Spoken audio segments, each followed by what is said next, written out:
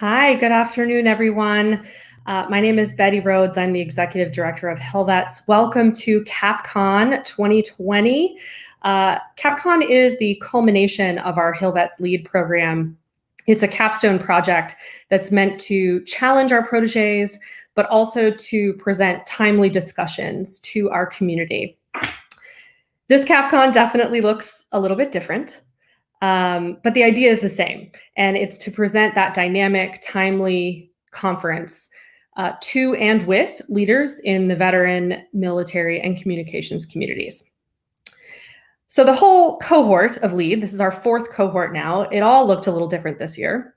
And honestly, back in March, when COVID interrupted us early in the planning for LEAD, we weren't sure if we wanted to proceed with a virtual program at all. We just didn't know how a virtual leadership program would work or would look.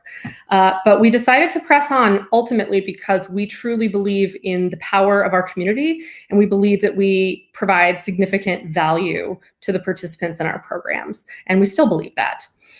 So the 16 proteges who helped put CAPCON together, they were great. They rolled with the punches. They got to hear from folks like General George Casey, Congressman Phil Rowe, Senator Mike Rounds, former Secretary of the Air Force Deborah James, and of course, former Secretary of Defense Chuck Hagel, who we will hear from later today. And we know that the proteges are going to use the knowledge and information that they gleaned from our speakers, from the readings, from their assignments. They're going to use that to continue to effect change, both in their professional lives and in their personal lives. And we really first want to thank our incredible ambassadors and speakers for being so generous with your time and with your insights. I also want to thank a few more individuals and organizations who helped make the LEAD program and today's CAPCON possible. To our CAPCON sponsors, Cerner, Disabled American Veterans, and Horizon Therapeutics, thank you so much for your generous support of this very meaningful program. Thank you to Abigail Gage, who is a HillVets alum and a member of our board, who always was available to share feedback with our team and with the proteges, despite her very, very busy work. And also, of course, thank you to Jenna Doyle, who is our Director of Programs and Congressional Engagement, for putting together, running, publicizing this program, even though there were many, many obstacles in her way. Thank you to our proteges of LEAD Cohort 4 for putting your trust in HillVets and for sharing yourselves with us so freely, and really for becoming a part of our family, because that's what HillVets is. And speaking of family, thank you finally to the patriarch, as it were, the founder of HillVets, Justin Brown. You'll get to hear from him later as well. But for all of his advice and support, we, of course, are very grateful. So we hope you enjoy today's conference. The proteges chose the theme, Leading Paradigm Shifts in Military and Veteran Communities, because it reflects their contention that community is at the heart of all of our success, both as individuals and as a society. So the conversations that we're going to have today really are critically important because our views of community are constantly shifting, and probably no more in recent memory than during a global pandemic. The cohort also wanted to make sure to connect that idea of community to the idea of challenging assumptions and pushing back against convention for convention's sake. As we work together, as communities and as a nation, as that larger American community, to make sure that we are pursuing equity and justice for all who call this land home. So I think the theme is really robust, and I think that you're going to really enjoy hearing from some of our expert speakers today. We thank every single one of them for sharing their time and their energy and their expertise with us today. And we are going to get the show on the road right now with our first panel. And I'm really pleased to turn over the microphone to our moderator, Mo Edu, who is a HillVets LEAD alumna herself, and we're excited to have her today. So Mo is going to take it away in just one moment. Thanks so much for tuning in.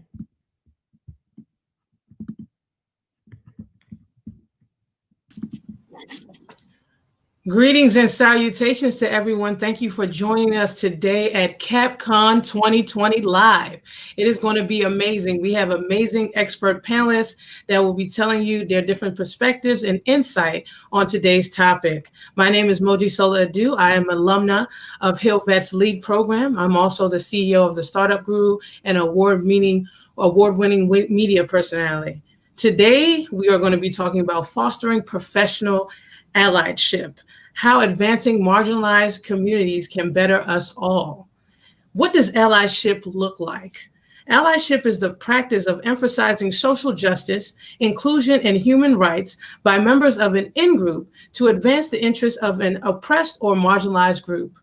Definitely looking at the backdrop of how our country is advancing, changing, and pivoting during this time. We're definitely going to see some amazing insight from these professionals here today. I'm going to go ahead and start by introducing these amazing individuals here.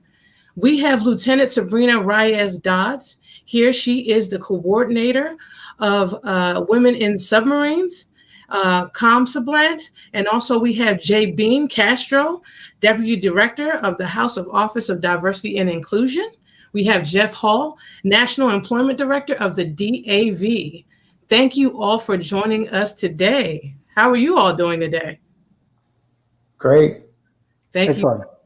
Thank you so much. So we're going to go ahead and ask each one of them to give us a summary and background about them, and then we'll go down the line, and then we'll also open up questions for the audience and our viewers to ask later on once the panel is over. So we're going to go ahead and start with Lieutenant Sabrina Reyes-Dods.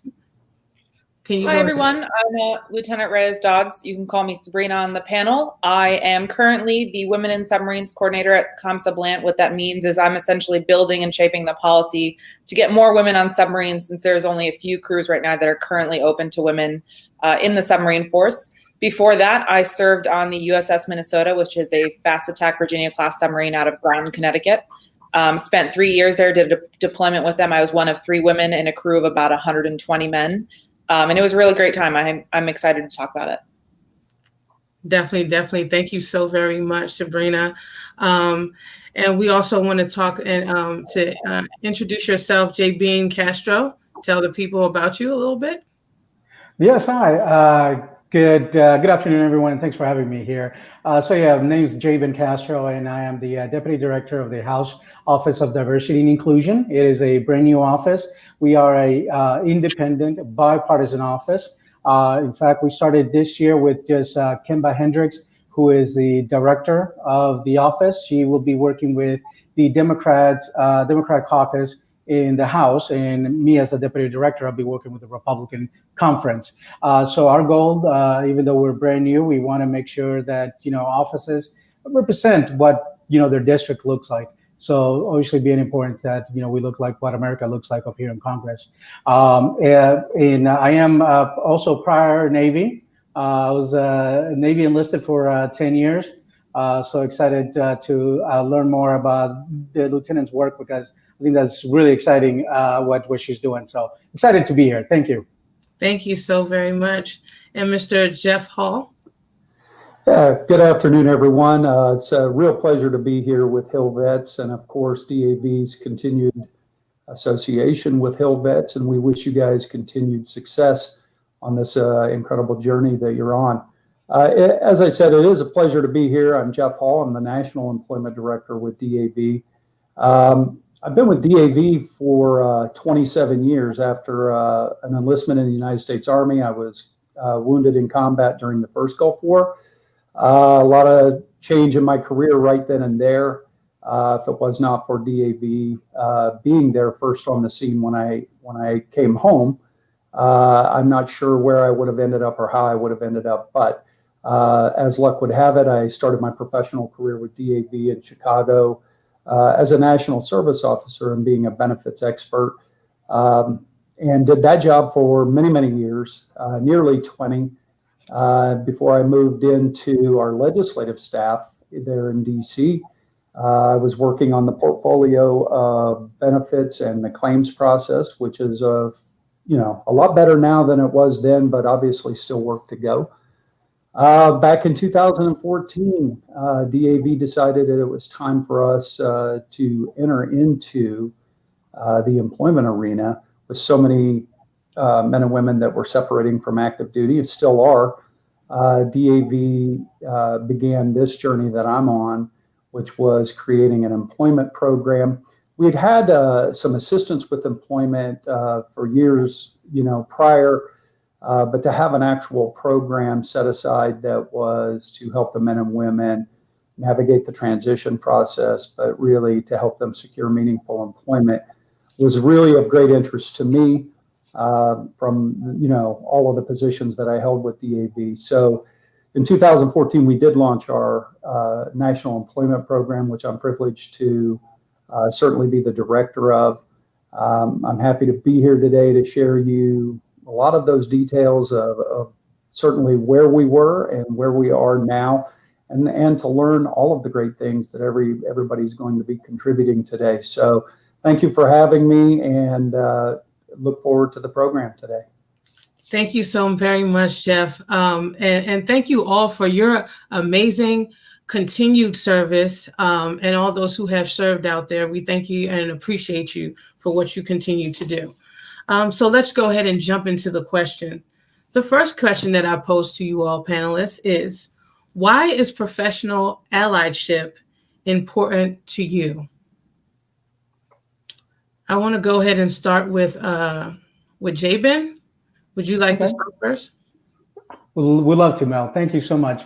This is a really great question that I think I love the audience today for this conversation, because I think it is something definitely that we all learn in the military. Allyship, whether we know it as the term allyship or just a shipmate, this is the term that we use. And so I like the audience for this question, because I think it's something that we learn in the military. For lack of a better word,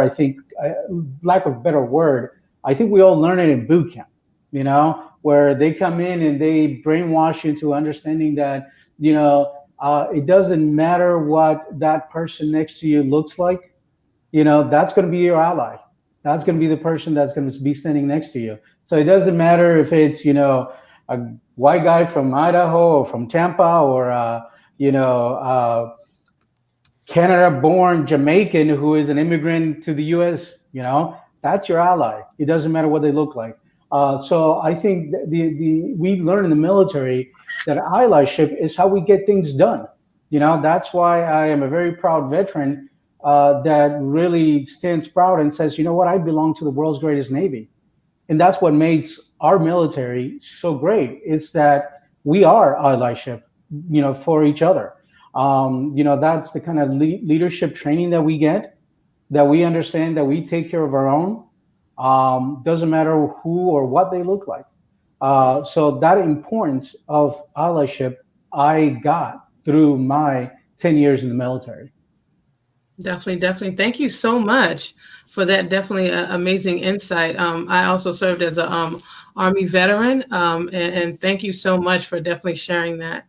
And Sabrina, could you share your insight on allyship? Absolutely. So I think Jayvin said it really well. I'll start with, in order to have an incredibly high functioning team, first you want the most incredible group of individuals that you can get, right? And in order to do that, you're going to have to include a very diverse group, because diversity brings more ideas to the table. The more ideas you have, the better product that you're going to produce at the end. But you can have the most incredible team of people, and that means nothing if there's no team dynamic, if they're a completely dysfunctional group and they refuse to work together. And that's where allyship, I think, really comes into play, is, hey, creating this in-group, and then the in-group just fostering inclusion, diversity, mentorship, and cohesiveness through inclusion, and then being able to produce that product, because now everybody's working together as a team, regardless of your background or your race or your gender or whatever. Definitely. Thank you so much, Sabrina. That was amazing. And Jeff, could you share your insight as a VSO? How does allyship play a role in what you do? Yeah, those were both excellent replies there from Sabrina and Jeyben. I would say it this way, or to add to it, probably also because I appear to be the old guy here in the group, and I would tell you that, you just get more done, and you get it done in a better way, when you have allies, partners, team players, whatever we're calling them. Allies are extremely important to the success or a successful outcome of anything that you're doing, whether it be a task or a company or anything like that. With DAV, one of the things as a benefits counselor, I'll say this: a veteran comes to us for the assistance to help them, file their claim or an appeal or something of that nature. And so the allyship, they're looking for someone at that point that's going to be on their side, that's going to look out for them. And we enter into that allyship. So it's extremely important, to the process itself, to helping with that representation. And it carries through to all of our programs, whether it be that our benefits program or service program, to what we do on the Hill. You also want allies on the Hill. If you're just like the Hill is looking for allies out in the VSO community to sponsor a bill, to support a bill, whatever the case may be. So it is extremely important. What I have found in my current role as the employment director and working with companies all across the country, allyship is there in a much, much stronger way than I knew walking into the role, meaning that companies are really looking in a lot of different directions. Many not really sure what a VSO is, what we do out in the communities and things like that. And so they're always pleased to learn how we can help them reach their goals, whether it be on the employment front, helping them, in the recruitment or retention of employees, because they do want to build that diversity and inclusion that was mentioned there by Sabrina and Jayvin, that diversity and inclusion is so important to the healthy well-being and great environment for veterans coming into why should I work for your company kind of a mode. So that allyship, whether it be with a company as we do, or with a veteran as a representative that DAV is, or with other VSOs or folks on the Hill, that allyship is extremely vital. Definitely. Thank you so much for that amazing insight right there. And I think you all touched on a little bit of this when it says, have you experienced allyship personally in your work area or your industry? And what did it look like for you? How did it look like? Sabrina, I want to ask you that question. What did it look like? And did it help you in a way, or did it not help you in a way? So I think I'm in a unique position in terms of being one of the only female officers on a submarine, because I'm thrown in as not only one of the only women on a submarine, but a woman kind of in rank with respect to the rest of the crew, as Jeyben can attest to, since enlisted and officers, there's kind of a different, I guess I'm talking to a military community. Yes, everybody understands the difference between enlisted and officers. So I'll actually give a small story.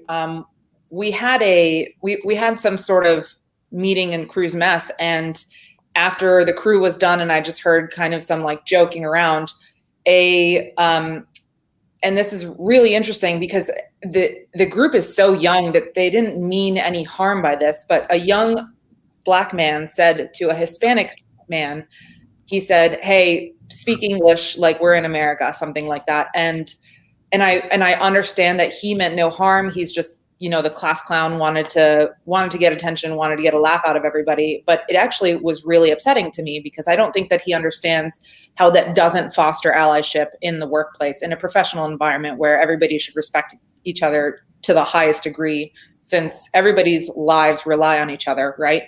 So I pulled him aside and I said, "Hey, that was really inappropriate. And do you understand why? Like, what would that have been like if you were in that person's shoes?" And sometimes allyship is just bringing that up to people, like pointing out the small microaggressions or the small nuances, and like making fun of or making a comment at somebody's expense, and having that person recognize how that hurts not just that individual, but that community in general, what sort of communities are marginalized because of small comments like that.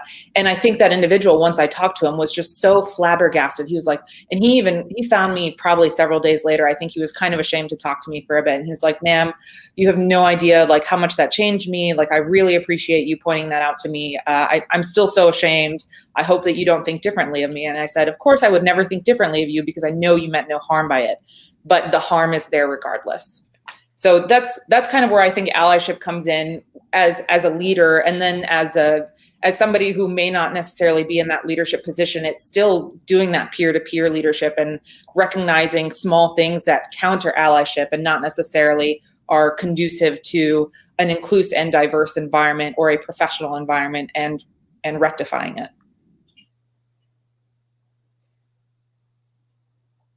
That's all I have. That was excellent, excellent, excellent insight. That was beautiful. Thank you so much for sharing that story with us. And it definitely shows us an example of how, you know, as leaders, playing a role in making sure that we identify some of these unconscious biases or allyship, and how we confront them as leaders, and how do we promote and influence, you know, allyship through our different industries. Jayben, I wanted to ask you a question. As being a staffer on Capitol Hill, what are some of the ways that to make some type of influence when it comes to congressional and policy? How does that reflect in diversity in our country? So, you know, this is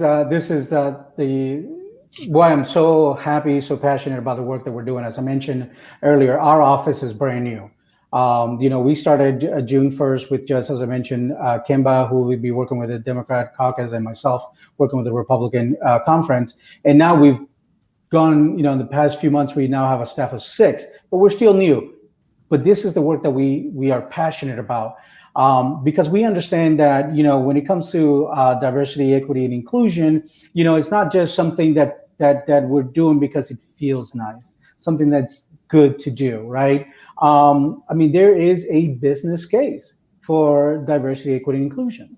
Trying to think, McKinsey & Company has done a study. I think they're on their 3rd study now that came out in May of this year, called Diversity Wins, How Inclusion Matters. And the business case for it obviously is that in companies that are more diverse versus non-diverse companies, you know, there's a profit. You know, so companies are making more profit than those that are not as diverse. So that's the business case for it in corporate. On the Hill, that translates into policy, right? So where our work is to try to get Congress to look like the rest of America. When it comes to diversity, it's not just race, it's not just women, it's veterans like us. You know, obviously I'm passionate about getting more veterans on the Hill, because the policies that we come up with affects everyone. Doesn't matter what industry you're in. And it's a work that we can't do. The 6 of us in our staff is impossible for us to do. We have a lot of stakeholders who are friends that are helping us out. You know, it's one of the reasons that I was so excited about talking today, is hoping that, you know, those listening in who want to work on the Hill, please reach out. Because a lot of the work that we do, or a lot of our communities, I would say this, a lot of our communities, and I'll use myself as an example. After the military, 10 years in the military, I come to DC, my late 20s, and I happened to meet a staffer. It was the first time I ever met a staffer. So it was like the first time I was like, oh, so Congress is not just elected officials. This is a career path, right? And I was in my late 20s, meaning we need help getting the word out, you know, into all of our communities, that, you know, working on the Hill, and even as an internship on the Hill, would help everyone. It would help our policies. And so with us, the way that we're doing this, and to kind of tag along to your previous questions that you had to the lieutenant, we have a lot of diverse staff associations. So these staff associations are helping us get the word out. And so when you are out in your community and you're like, well, I don't know anyone that looks like me that works in Congress, So we have a lot of staff associations. We have the Congressional Asian Pacific American Staff Association. We have the Congressional Black Associates. We have the Congressional Hispanic Staff Association. I mean, I think we have like 18 of them. So there are a lot of organizations. There's HillVets, for those veterans that want to talk to someone, an ally that can help them understand what it is to work on the Hill. Because this work, like I said, again, we're a team of 6. We're all passionate about what we do. One of the best things about this work that we're doing with our Office of Diversity and Inclusion is that it is an independent office and it is a bipartisan office, because I believe that diversity, equity, and inclusion does not belong to one party, and it cannot be done without both parties working together for the same common goal. And that's what, I'm thankful to be working in an office that understands that and is passionate to make sure that we do get representation from our country here in Congress. Definitely. Thank you so much for sharing that. And that was a great story, definitely. And then we're going to go to Jeff. I want to pose a question to you, but also with them telling their different stories, it definitely tells us how they shape allyship and how we definitely implement it in our different industries. Like Mahatma Gandhi said, be the change that you want to see. And they're actually implementing and being the change, and every little step helps. So Jeff, I pose a question to you. As a VSO, dealing with employment, being the employment director, you deal with a lot of disabled veterans. And how can organizations, VSOs, and the hiring departments ensure that all types of individuals are represented in the workforce? Well, I think ultimately, with the VSO community, I would go so far as to say, especially how, there's many VSOs that have basically been startups in the last 10 years, the last 20 years since since 9/11. I don't know, we got somewhere over 40-some thousand veteran service organizations. An organization like DAV, this is our centennial year. We turn 100 just here a couple days ago on the 25th was our 100th anniversary. So we've been around a long time, as well as some others. And, to have that kind of span of time, we've seen a lot from, following really a predominantly or all male military service in World War I through, an increase over the years. And I don't know what the statistic is right now. I think women serving in the military, as just one example, is around 14%, maybe it's 18%, somewhere in that neighborhood. Obviously a lot further along than years ago, but still, a long way to go. So when it comes to VSOs and the importance of, the different aspects of diversity and inclusion, DAV being one of those organizations that our focal point is those veterans, men and women, that have suffered from an injury or illness that was incurred during active or as a cause of active military service. So, disabled veterans themselves are really a key aspect and our focal point of DAV. That doesn't mean we don't help all veterans. We have different ways that we help all veterans. Take employment as an example in this current program, where a large component of what we do is host career fairs around the country.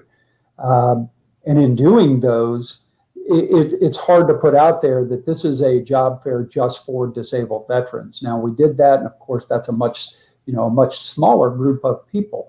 When you start, picking and choosing which group you want to have it for, whether it be for women veterans, whether it be for disabled veterans, and the larger events where you have 1,000 people that come to a job fair, you're not going to know from a registration unless you were to ask those specific questions, who's walking through the door. Obviously, when things, take place, then questions and things like that come into play. But I would say it this way, that diversity and what has been said already is so key.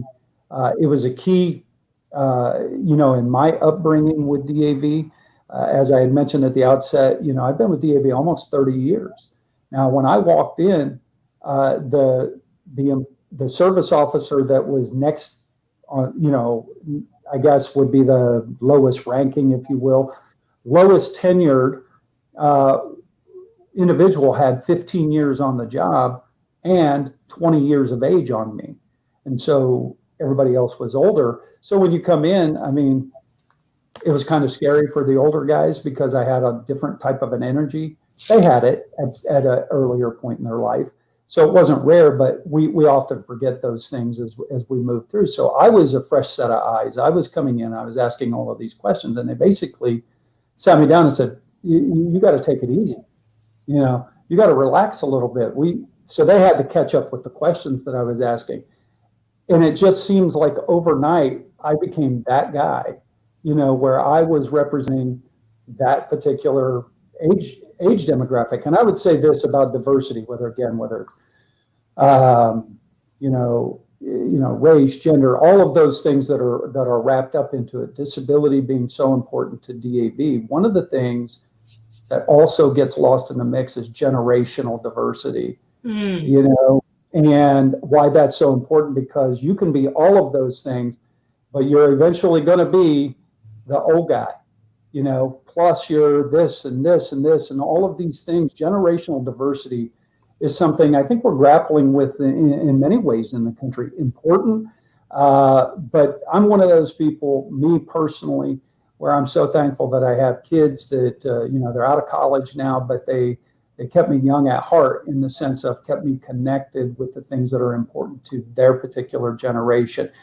That said, that also applies to those younger men and women coming out of the military, and what they're looking for and how they search for employment, and all of those things wrapped up to it. At the core of that, we can't let them forget that the disabilities that they encountered in service, what they need to do with that and how we can assist them with it. So again, the diversity and inclusion as an issue itself is certainly important, but what we do as an organization to be able to evolve, to even reach a 100-year anniversary, we had to lift and elevate women.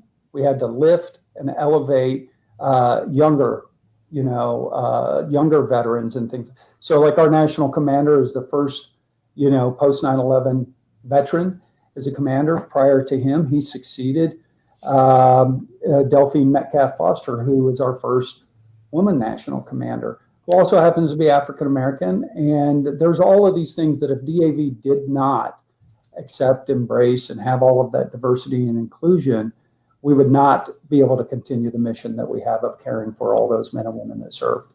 Definitely. Thank you so much for sharing that, Jeff. And I'm not going to say old, I'm going to say seasoned. Okay. I'm going to say seasoned. All right. Definitely. You're only getting younger. So, and I think that was a very critical point that he pointed out. Generational diversity is definitely something that has been coming up in conversations, making sure that there's equality there, making sure that they're getting the benefits and the things that they need. So I think that was definitely an amazing point you put out there. And a question I have for Sabrina, being a woman, being in a male-dominated industry, we have so many of the first, so many of this as women. What do you see versus, we fight for equality, but equity? I feel like equity is a big thing that we don't always talk about, providing everyone with the same tools in order for advancement. So I want to ask you, through your journey in leadership, have you found times when you had to kind of like question yourself about the leadership and diversity as you went through your journey as a leader? So absolutely. One of the big things right now with women in submarines, because like I mentioned earlier, we're kind of limited to the number of platforms that we can serve on. I'm probably one of the first generation of women who is on fast attack submarines. Those were more recently integrated than the boomer ballistic missile types and the guided missile types. But a critical factor to becoming a commanding officer of a submarine is to have that diverse tour those diverse tours, like as you progress through the ranks, so your JO tour, your XO tour, and finally your CO tour. And so limiting the number of fast attacks that women can serve on ultimately limits the number of commanding officers you'll probably get, because not only is it less likely that a woman will serve on a fast attack for her first tour, or maybe even subsequent tours. The policy just changed, so I can talk about that in a second, but it one, limits her ability to become a commanding officer, but two, it almost kind of limits her desire to become a commanding officer, because I think, this is my personal opinion as well, since I was myself a fast attack submariner, that's kind of like the cool part of what submarines do. It's like, oh my gosh, we're going to go hunt other submarines, or we're going to go take surveillance off of some weird area where maybe we are, maybe we aren't. And just like that covert nature that draws people to the submarine community in the first place. And if women can't experience that because the platforms aren't available, then you are then limiting them to the experiences they can have as a submarine officer, their professional experiences, and then potentially limiting their ability to go to command, or maybe even post command, go be a submarine admiral or something. So I think equity is just so important in trying to expand the opportunities that women have, so that they are equal to the opportunities that men have. A recent policy change that we just came out with is we're expanding the platform. So instead of just the Virginia class as the only fast attack type that women can serve on, we will hopefully be expanding to the Seawolf class and the Los Angeles class, which are the other two fast attack submarine types. And we're also opening a San Diego co-location opportunity, which increases the availability of co-location, since, as probably most people know, a lot of women in the military end up marrying men in the military. And so to not be able to see your husband every day because he's stationed on the other side of the country probably is not a good driver for retention. I would argue that she will probably leave the military, and then again we're faced with the problem of keeping women in the military through command and then post command, or any other sort of marginalized community that doesn't have the same opportunities as the majority community. Definitely. Thank you so much for sharing that, Sabrina. And Jayben, the question is, as we're all here as a military community, and those looking at us out there as our viewers, the question is, how, as veterans, how can we be allies, especially when it comes to the congressional component, legislation, and policies? Because at the end of the day, the people that sit at power are the ones that are creating policies in order to make things move and shake. How can we be allies, and how can we invoke change as veterans? So I think one, I want to really highlight the work that HillVets is doing. HillVets is when I first came on board, I was working in the Senate for Senator Hatch, and HillVets was one of the first organizations that I actually reached out to as a support, as a veteran. So I want to really highlight the work that HillVets is doing for all the veterans on the Hill. I think that's first and foremost. Secondly, with our office, I want to, for those who are interested in learning more about opportunities on the Hill, I would suggest you guys checking out diversity.house.gov. That's our website, diversity.house.gov. And we welcome anyone that wants to learn about working up here to please reach out, because it is, and I think it doesn't change from our time in active duty to veterans, and so it doesn't matter if you're asking me as a veteran on the Hill or asking a veteran working in corporate. I would like to think that the answer will always be the same.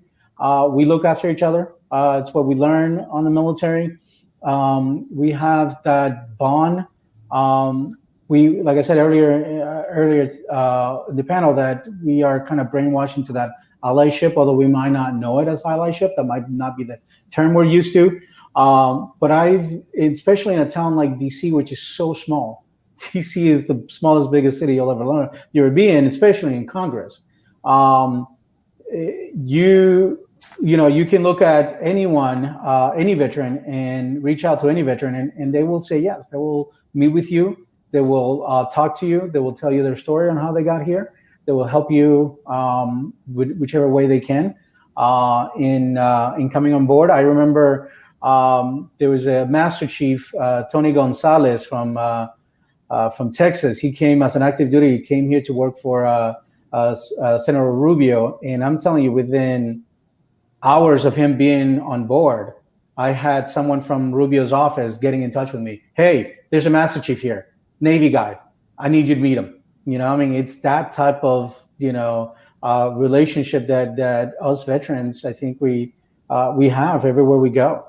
So it is important to have those allyships, and it's important for us to be able to get where we are, turn around, and grab that next person in line and bring them up with you.